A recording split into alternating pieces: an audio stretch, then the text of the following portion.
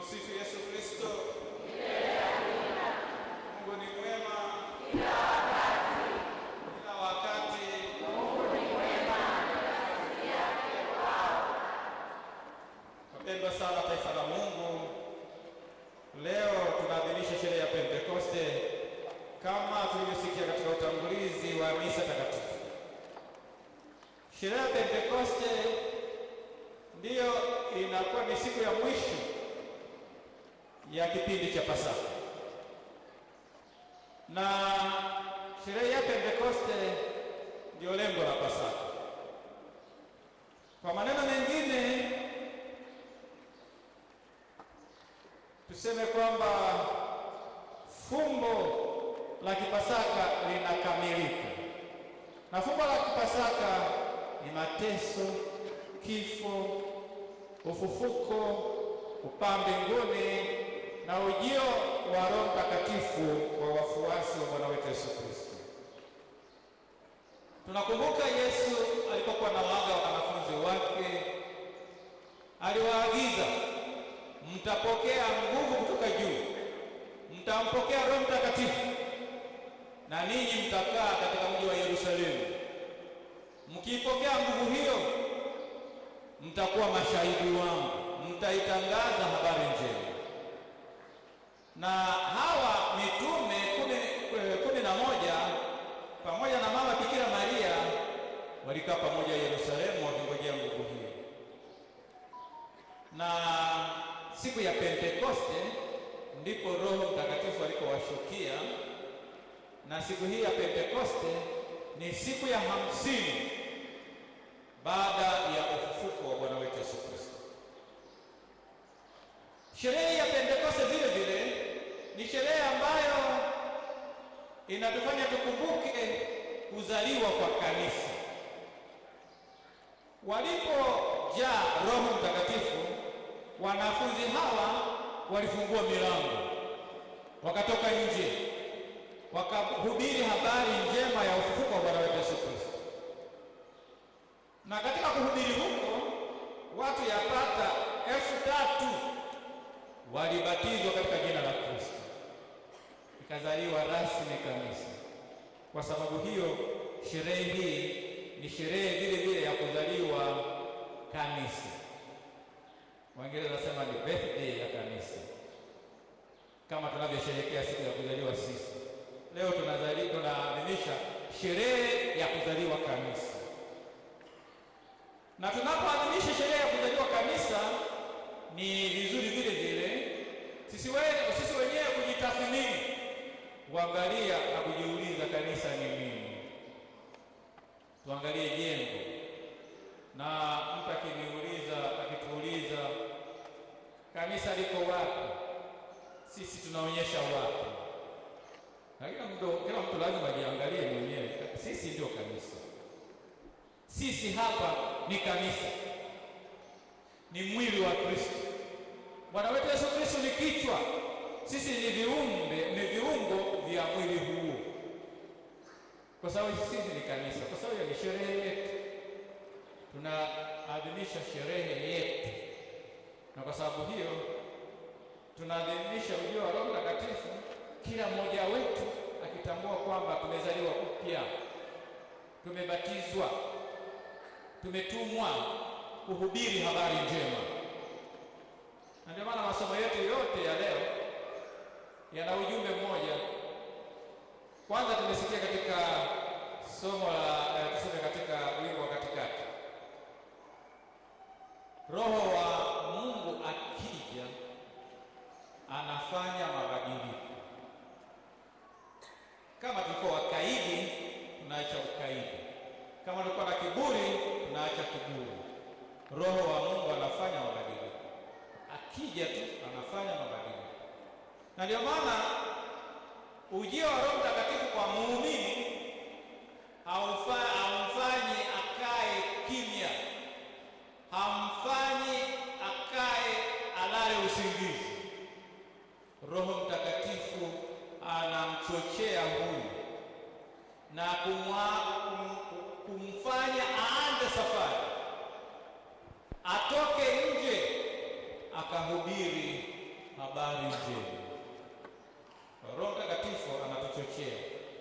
Roho Mtakatifu anatuamsha tushirikishe maisha yetu. Kushirikisha maisha yetu ndio kuhubiri kwingine. Kwa ndio wazo kuu hilo linatuonyesha Roho Mtakatifu anatufanya sisi tunaompokea tuweze kuonyesha sasa haya yote katika matendo. Kuyaonyesha katika matendo ni kuhubiri habari njema. Ni maisha yetu kuyafanya yawe mahubiri kwa watu wengine, kuwafanya wengine watamani Ukristo wetu na maisha yetu. Ndio wazo kuu la masomo yetu ya leo. Tukianza katika somo la kwanza, kuna mambo ambayo yanaweza kaonekana kwa macho yetu, ambayo tunaweza hata tukaona zile, angalia upepo. Kwa tunaweza kwamba la kwanza tunasema upepo au uvumi wa upepo mkali kutoka mbinguni. Katika nyimbo za zamani tunaimba sana, ukaka upepo kutoka mbinguni juu, na wote wakajazwa na Roho Mtakatifu. Upepo mkali. Kama ulikuwa unalala usingizi unaamka. Kama ulikuwa dhaifu inabidi ushikilie nguzo, la sivyo unapeperushwa. Na huu upepo ulijaza chumba kile ambacho wafuasi walikuwa wanasali wakisubiria ujio wa Roho Mtakatifu. Upepo huu tunaweza tukautafsiri kwamba uliwatikisa hawa, uliwayumbisha hawa, na hawa kama walikuwa wadhaifu wawe na nguvu. Ndio hatua ya kwanza. Upepo unaweza ukausikia, ukauhisi, na unaweza ukaona miti inavyotikisika, na kama ni ndani ya nyumba, hata kama mlifunga sasa, ni upepo wa pekee uliowatikisa hawa waliokuwa katika chumba kile. Lakini tunaona jambo lingine lililoonekana kwa macho, ndimi kama ndimi za moto zikawashukia mitume, kila mmoja kama walivyokuwa mule ndani. Ndimi za moto, ndimi kama ndimi za moto zikawashukia kila mmoja wao. Sisi je, hapa ndani kwa mfano tunaona ndimi hizo zinakuja, sema naenda kuungua, unaweza kukimbia lakini wale wakatulia, zikaenda kwa kila mtume. Tunaambiwa katika somo hili wakajazwa Roho Mtakatifu. Na sasa tunajuaje sasa kwamba hawa walijazwa Roho Mtakatifu? Tunaambiwa waliongea lugha ngeni. Lugha hiyo iliyowaunganisha na watu wengine. Usipokuwa makini katika kutafsiri na kuiangalia lugha ngeni ni lugha gani, unaweza kupotea. Inayowaunganisha ni lugha ngeni gani hii? Hawa mitume kwanza wako pale, wametoka baada ya kujazwa Roho Mtakatifu, wamefungua milango, wako nje, wanakutana na watu, wako kitu kimoja, ni jamii moja. Wanachokiongea wanania mamoja, wanaelewana. Wanachokitangaza ni chao, wanawashirikisha watu, wakahubiri kwa lugha hiyo. Na wale waliokuwa wanasikia ndio wanaoshuhudia katika somo la kwanza. Tunaambiwa katika somo hili, waliokuwepo wanashangaa, wanastaajabu, imekuwaje hawa watu wanaongea kwa lugha yao? Sisi kila mmoja katika lugha yake anasikia. Imekuwaje? Wao wenyewe wanasema haiwezekani kitu hiki kwamba ni cha kutoka kwa binadamu. Katika somo hili tunaambiwa kabisa wanatamka maajabu makuu ya Mungu. Na ndio maana lazima sisi kama kanisa tunaoadhimisha kuzaliwa kanisa, kuzaliwa kwetu ambao tumempokea Roho Mtakatifu, tujitathmini vizuri tunavyoishi na tunavyofanya utume wetu. Tumegawanyika, tuko kitu kimoja katika mambo yetu tunayofanya? Tuko wamoja katika malengo yetu tuliyojiwekea? Tunayafanya na kuyatekeleza pamoja? Tumejaa Roho Mtakatifu, anatuongoza. Kwa maneno mengine, tunaona katika somo hili kwamba umisionari unaanza na sisi wenyewe, halafu tunawashirikisha wengine maisha yetu tunayoishi. Umisionari unaanza na sisi. Katika familia yako uangalie vizuri, mnasali, mnatafakari neno la Mungu, mnaongea na kunia mamoja. Mnapotoka nje mnakutana na familia zingine, mnaelewana. Mnapokutana na watu wanashuhudia kwamba maajabu ya Mungu, tunavyoona familia hizi za Kikristo zinaishi Ukristo wetu wao, wanaishi Ukristo wao. Kwa lazima tuangalie hili. Ni somo la kwanza linalotufundisha na kutuelekeza, na tunaona somo la pili bado linaendelea huko, linatuelekeza hivi: vipaji tulivyo navyo si vya kibinafsi. Vipaji na karama mbalimbali tulizojaliwa na Mungu si za kubagua watu, si za majivuno, si za kuleta kiburi katika jamii. Vipaji na karama tulizo nazo ni kwa ajili ya kushirikishana, tuwashirikishe wengine, ni kwa ajili ya manufaa, ni kwa ajili ya utajiri wa jamii ya Kristo. Si kwamba mimi nimetoka na huyu, au si kwamba kwa sababu ni kabila fulani ninajua kuongea, si kwa sababu nimetoka sehemu fulani, kwa hiyo si kwa sababu nimesoma sana ndio maana naweza nikaongea. Ila ni karama niliyojaliwa na Roho Mtakatifu, na niongee kwa sifa na utukufu wa Mungu kwa manufaa ya jamii ya Kristo. Sio kwamba bila mimi hiki kiwili, bila hii mimi siwezi, bila hiki, bila hilo, vyote hivi maneno haya ambayo ni ya kibinafsi zaidi.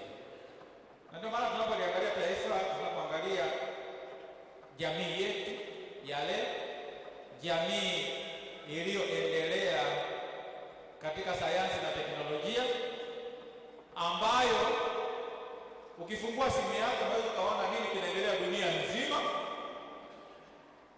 Katika jamii kama hii, Mtaguso wa Pili wa Vatikano unatualika katika hati yake ya mahusiano ya kanisa na ulimwengu wa kisasa, ulimwengu huu, tusome alama za nyakati na tuzitafsiri alama hizi za nyakati katika mwanga wa Injili, tusije tukapotea. Si kila kitu kinatoka kwa Mungu, si kila kitu tunachokiona ni imani. Angalia katika ulimwengu wa leo, tunayaona yote haya, tunaona imani imekuwa kama biashara fulani, tunaona mafarakano mengi, tunaona mwanadamu wa leo hataki kupokea ukweli. Na sisi ndio wajumbe, sisi ndio manabii wa kupeleka ujumbe kwa mwanadamu huyu ambaye hataki kukosolewa, ambaye anataka katika masikio yako. Wewe ni mzuri sana, wewe una hekima sana. Lakini ukisema wewe umekosea, wewe tayari umeanza kuwa adui. Na tunaambiwa katika uumbaji, Mungu ametuumba kwa sura na mfano wake. Kila mmoja ni wa pekee mbele ya Mungu. Na tumeumbwa sio wewe uwe mkiwa, uwe kisiwa. Tumeumbwa tuweze kushirikiana na watu wengine. Na ndio maana tena katika mtaguso wa pili wa Vatikano, hati ya mwanga wa mataifa, kwamba ndani kabisa mwa mwanadamu imepandwa sheria hiyo ambayo inamfanya aweze kumjongea mwenzake, aweze kumlaki mwenzake. Na sheria hii imepandwa ndani mwetu katika dhamiri zetu, ni sheria ya upendo. Upendo huu ambao uko ndani mwetu ndio unatufanya tuwe ndugu, ndio unatufanya tuongee, ndio unatufanya tushirikiane. Kila mmoja ni wa pekee mbele ya Mungu. Ili tuweze kuwa sasa jamii moja, tunahitaji fadhila ya unyenyekevu, tunahitaji fadhila ya uvumilivu, tunahitaji kuwapa wenzetu nafasi ili waweze kujirekebisha, na tunahitaji kuwasaidia wajirekebishe kama wamekosea. Sisi hatuna majibu yote ya maswali ya ulimwengu huu, na ndio maana tusijiingize kienyeji kufikiria kwamba tunafahamu kila kitu. Tufahamu kila kitu. Akili zetu zina mwisho wake. Hatuwezi tukapenya kwa mfano mafumbo matakatifu. Tunahitaji neema ya pekee ya Mungu. Ndio maana unyenyekevu ni muhimu. Elimu tunayoipata ni kipawa cha Roho Mtakatifu, lakini hii elimu itusaidie sisi kumjua vizuri Mungu, ili tumpende vizuri, tumtumikie vizuri, na tuelekee kwake zaidi, sio tutawanyike na kumkimbia na kuwa adui. Na ndio maana lazima tuwe ni wasikivu, wasikiliza wenzetu wanasema nini. Wakati mwingine wanasema vibaya kuhusu sisi kwa sababu tunaenda vibaya. Tuwasikilize. Wanapotukosoa, tusikilize maneno yanayoongelewa, tusio wa kwanza kujihami. Ulimwengu wa leo umejaa kujihami, na ndio maana inaweza kawa ni kikwazo kuelekea katika utakatifu. Wewe hapa umetukwaza. Wewe nani kuniambia mimi? Huna maana. Wewe hapa umevaa nguo sio nzuri mbele ya wazazi wako, mbele ya wakubwa. Wewe ni nani? Wewe hapo ndugu yangu uko kanisani, kwa nini unajibu message wewe kwenye simu? Wewe ni nani kuniambia?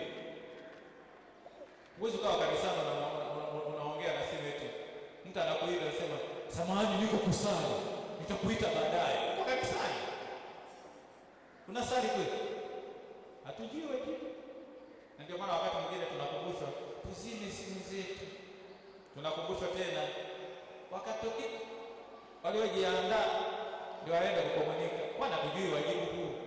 Hatujui tumpokeeje Kristo mtakatifu wa watakatifu. Lazima tuwe katika neema. Na haya yameingia kwenye jamii. Ukiangalia katika siasa za leo, hata siasa zetu za Tanzania, wewe kama uko kwenye wadhifa fulani, hadi useme ndio. Sasa mtu wa ndio, hatujaumbwa kusema ndio. Penye ndio tuseme ndio, penye hapana tuseme hapana. Hizo ndio za nini?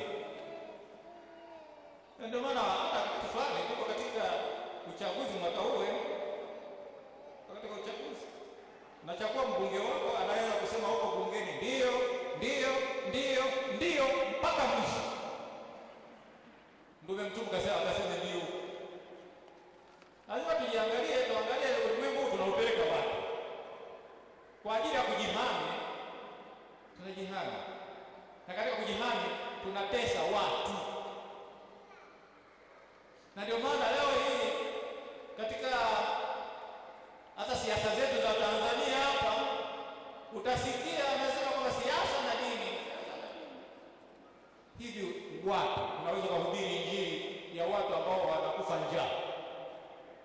watu ambao wananyanyaswa, watu wanaopigwa makofi. Sasa Mungu anawapenda, ndio kazi yako wewe. Hiyo injili gani unayohubiri? Na katika mafundisho jamii ya mama kanisa, hatuwezi kuhubiri injili pale ambapo haki haitendeki. Tutahubiri habari njema ambapo haki inatendeka, la sivyo tutaulizwa na Mungu. Wewe kukemea hapa ukuwa na sauti ya kinabii, watu waliteseka, wewe umekaa kule. Hauwezi kaona kama enzi zile wakati wa vita ya kwanza ya dunia, watu wamejitokeza, tunaua Wayahudi wote. Wanasema Mungu anawapenda. Mbona kukemea watu wanaua Wayahudi, wamefanya nini? Na waliuawa Wayahudi wote. Hawakaa kimya nini? Sasa sauti yako ni nini? Kama nabii. Kwa kupeleka katika ujumbe wa Mungu katika mwanadamu wa leo nini? Au unasema kwa siasa na dini. Siasa ni nini? Unatenganisha hivi mwanadamu huyo kwamba sasa saa hizi mimi ni mwanadamu wa siasa. Saa hizi mimi ni mwanadamu wa dini. Wapi na wapi? Ukiona wanafalsafa wapagani wale waliongelea a human person is a political being. Kwa maana yake ni mwanasiasa kwa asili. Is a social being. Ni mwanajamii. Hata ukiwa kwenye familia yako na siasa yako. Kwenye familia kule kuna siasa. Kama watu hawajajua mnapanga budget, si siasa hiyo. Naweza leo tuamke saa fulani tunaenda kulima shamba fulani, ni siasa hiyo. Sasa utatenganishaje mwanadamu huyu na siasa? Kuna jamaa mmoja kwenye media hizi za hizo kifungua pale, yani kwa kweli heshima imepungua kabisa. Wale kwenye siasa kwenye majambo anasema kwamba tunataka kaka siku ya Pentecoste kiongozi wa dini aseme Pentecoste ni nini? Itakusaidia nini wewe kama Pentecoste haendani na maisha yako? Sasa Pentecoste iko pale tunasoma, itakusaidia nini wewe katika maisha yako katika dunia hii? Haitakusaidia kuishi vizuri. Ninaposema kwamba uwe na amani, ninapokutangazia uweze kutangaza amani, haki itendeke. La sivyo unachochea machafuko ambayo si vizuri katika dunia hii. Na tunaona dunia ya leo vipaji tulivyo navyo tumeshavifunika. Ni sasa wazee wetu wa zamani, wazee wa zamani wakina mama wale hawakuwa na viberiti. Ili ahifadhi moto wa kesho, anaufunika na majivu kwa mtindo wake, na kwa kesho anauona moto, anaufunua ule moto mpya unawaka, unaenda mbele. Walitufundisha mengi. Wakati mwingine walituambia kwa miko, wakati mwingine walitufundisha hivi. Tuliambiwa tuwaheshimu wakubwa. Leo tuheshimiane. Ukiona tuheshimiane, tukae chini. Kwa nini? Tumekosea. Ukiona mtu mkubwa anatukana na mtoto mdogo, sasa tumefika wapi? Kwa nini? Tukae chini, tutathmini vizuri. Kwa nini hivi? Ukiona kwenye vyombo vya habari huko, kwenye mitandao, inatia huruma.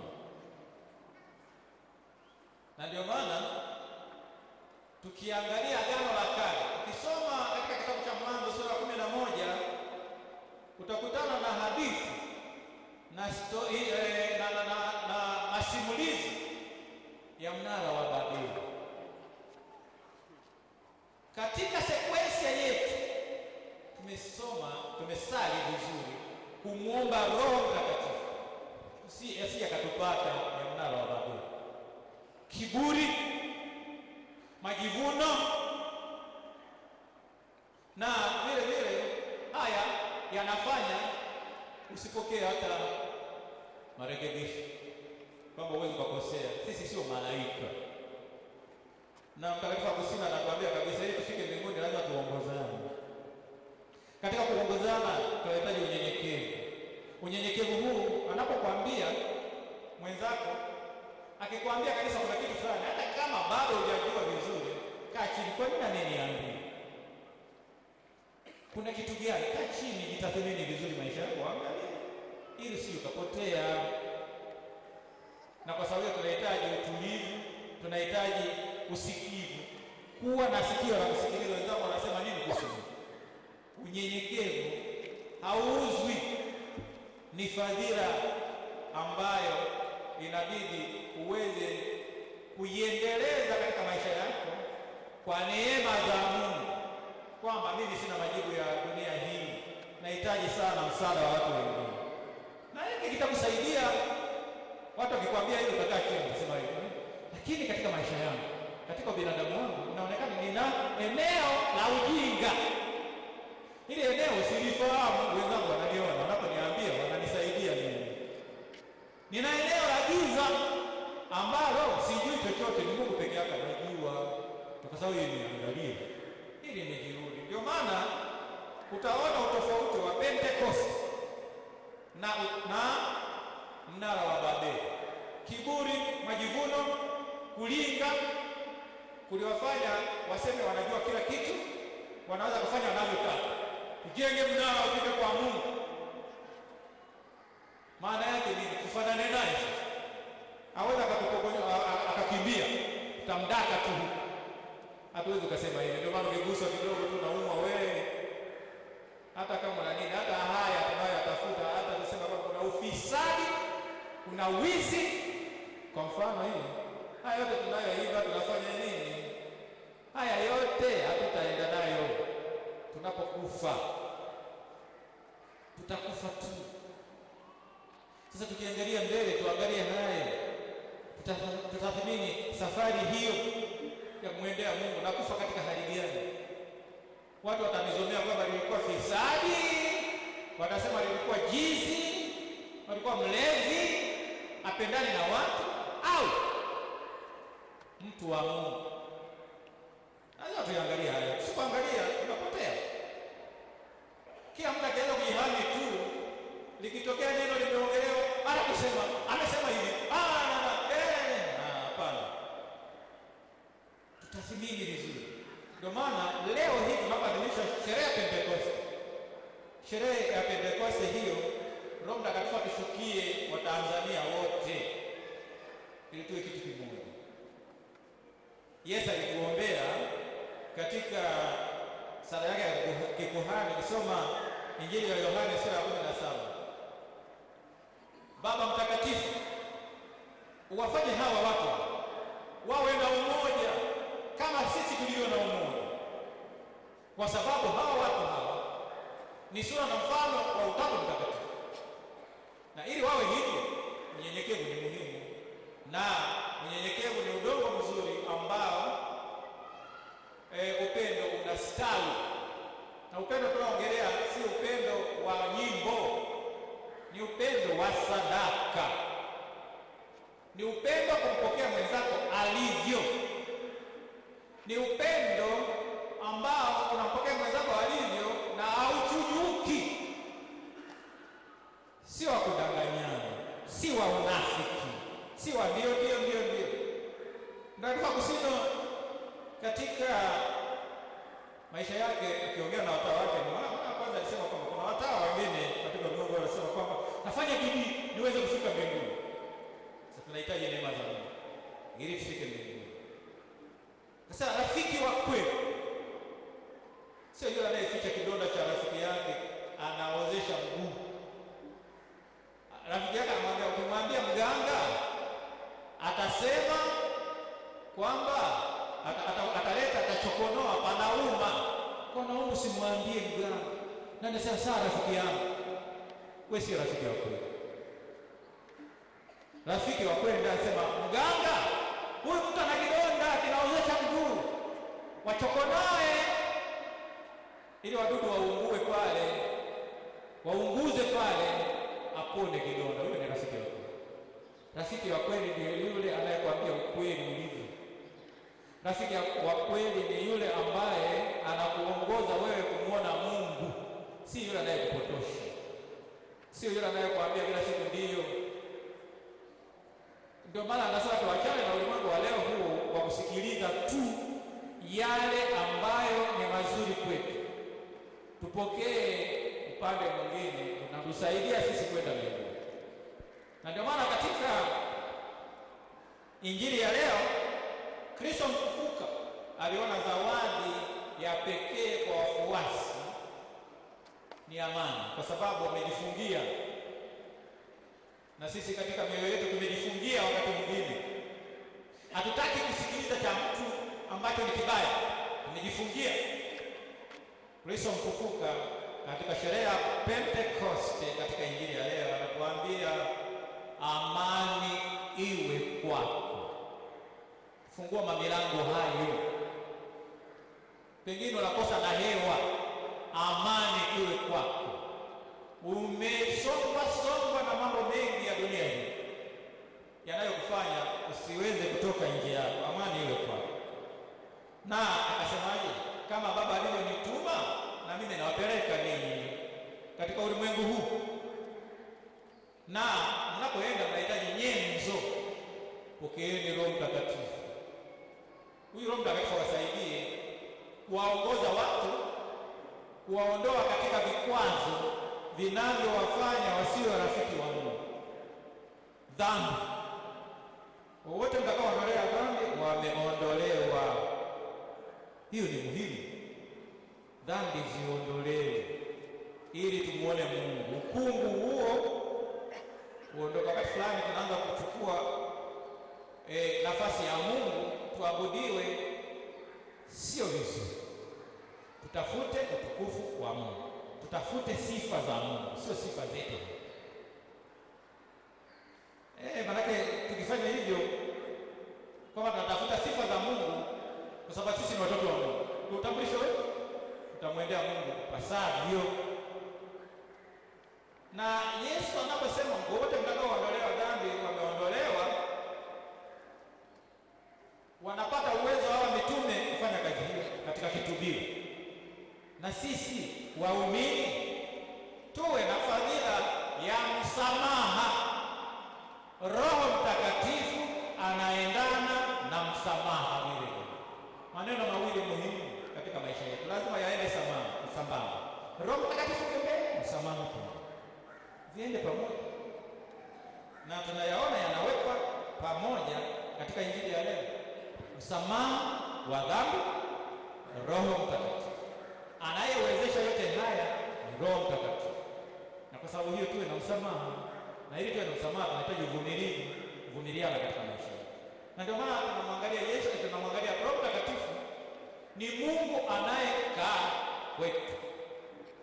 Ni Mungu anayetufanya tuwe hekalu la Mungu. Tunaposoma waraka wa kwanza Mtume Paulo kwa Korinto sura ya 3 aya 16. Hamjui kwamba nyinyi ni hekalu la Mungu, takatifu la Mungu? Hakuna mtu anayeweza kuharibu hekalu takatifu la Mungu. Atakayefanya hivyo ataangamizwa. Tunasikia katika somo hili kwa Mungu huyo Roho Mtakatifu anayekaa kwetu. Na kwa sababu hiyo tujisikie nyumbani kwetu.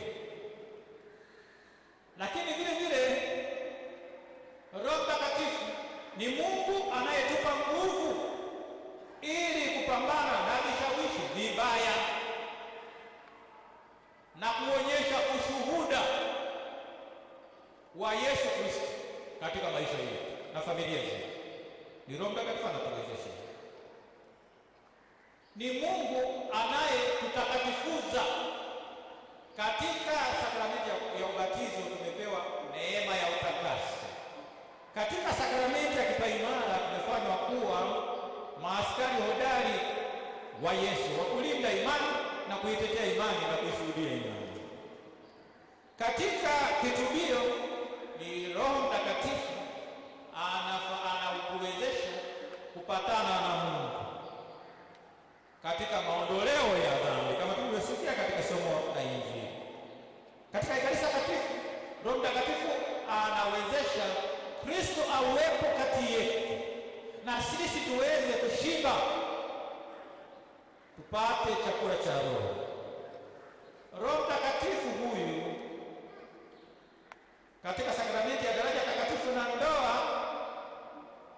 analifanya kanisa kuwa familia takatifu. Sakramenti ya daraja takatifu na ndoa. Analifanya kanisa kuwa familia takatifu. Lakini Roho Mtakatifu ni Mungu vile vile ambaye ni mwalimu, anakufundisha katika kweli yote. Lakini vile vile ni kiongozi, anatuelekeza na kutuonyesha mafundisho vizuri ya Yesu Kristo. Anatuelekeza tuweze kuelewa vizuri mafundisho ya mama kanisa, ili tusije tukafundisha isivyo. Tufundishe kadiri ya mama kanisa anavyotufundisha, anavyotaka tufundishe. Ni Mungu anayesikiliza tunapoomba, tunaposhukuru, tunapoabudu, tunapoomba msamaha, anasikiliza. Ni Mungu anayeongea na sisi, anayetuonya, acha kiburi, acha majivuno. Wapokee watu ambao wanakukosoa, wanakupenda sana. Ni yeye anayeongea nasi, na anaongea nasi zaidi kwa njia ya maandiko matakatifu.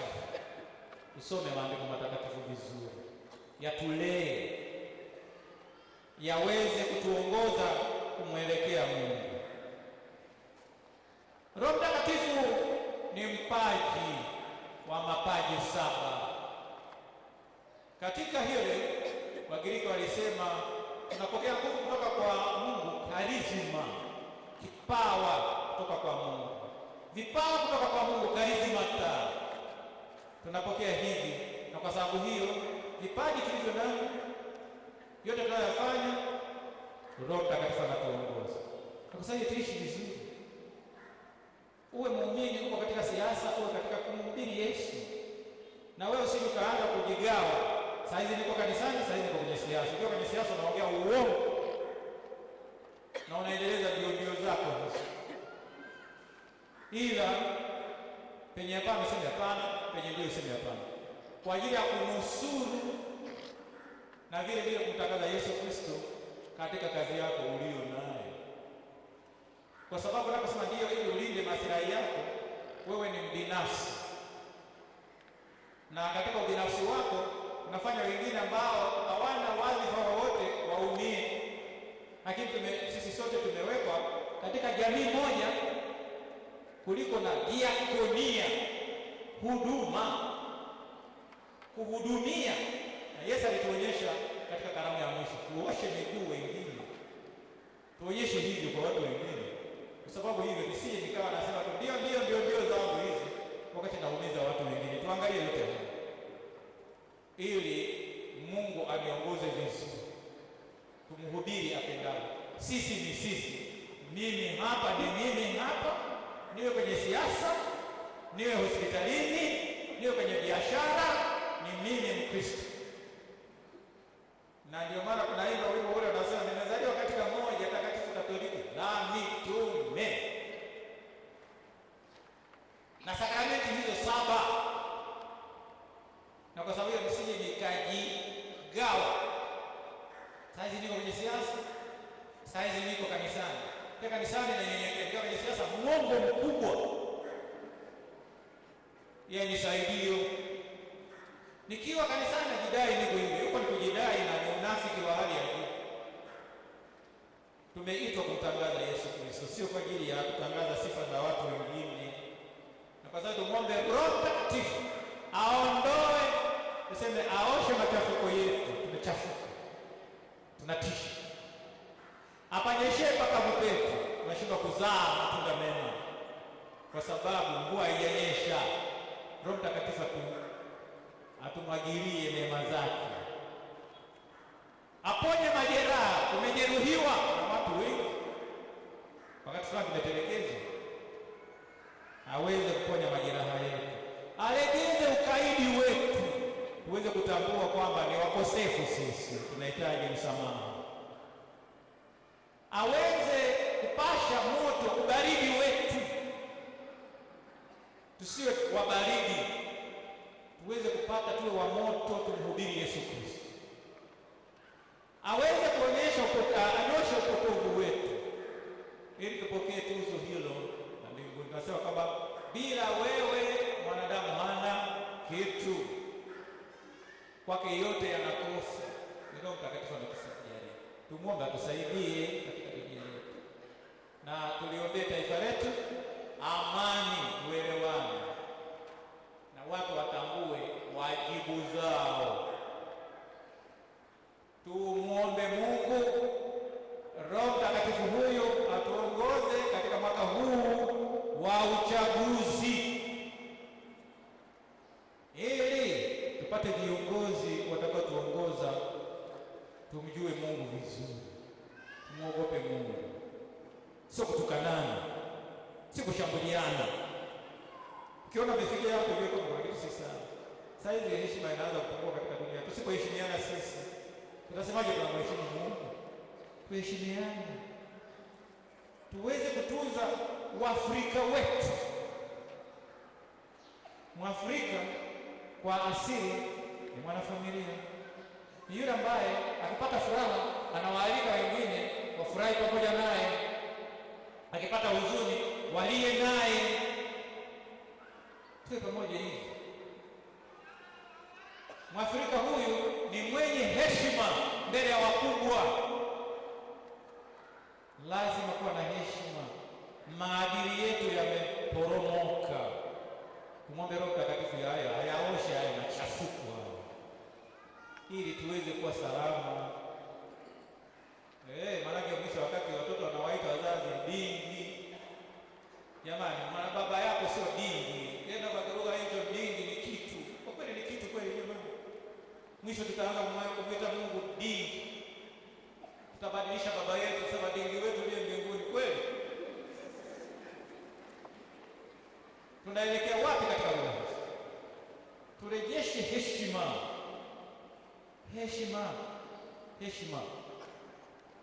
Na kuonyesha heshima, mkubwa ajiheshimu katika nafasi yake, na mdogo atamheshimu mkubwa katika nafasi yake, na mkubwa asimfanye mdogo akate tamaa kumheshimu kwa ajili ya vitendo vyake vya ajabu. Na leo hii ukisema shikamoo, wakati wana wengine wanakataa kuitwa shikamoo, kuitikia shikamoo, unanizeesha. Sasa mwenzako mzee tu. Lazima tupokee ukweli. Hatutaweza kuwa vile kama tulivyokuwa zamani. Mzee awe kijana na kijana yule katika leo kombe ndio wanasema uzee ni chalinzi. Sasa hizi chalinzi ni jimbo letu la Bagamoyo, si kitakuweje sasa? Kwamba sehemu ya jimbo letu kuna wazee, mwisho chalinzi. Jamani, hapana. Ukiwa mzeeka tu. Kwa hiyo tuheshimiane tu. Shikamoo, marahaba mwanangu, marahaba mjukuu wangu. Sisema nanizeesha, hapana, kumwamkie bibi yako, hapana, sio hivyo. Tumwombe Roho Mtakatifu aoshe machafuko hayo, na tumpokee, na tupokee ukweli. Tumsifu Yesu.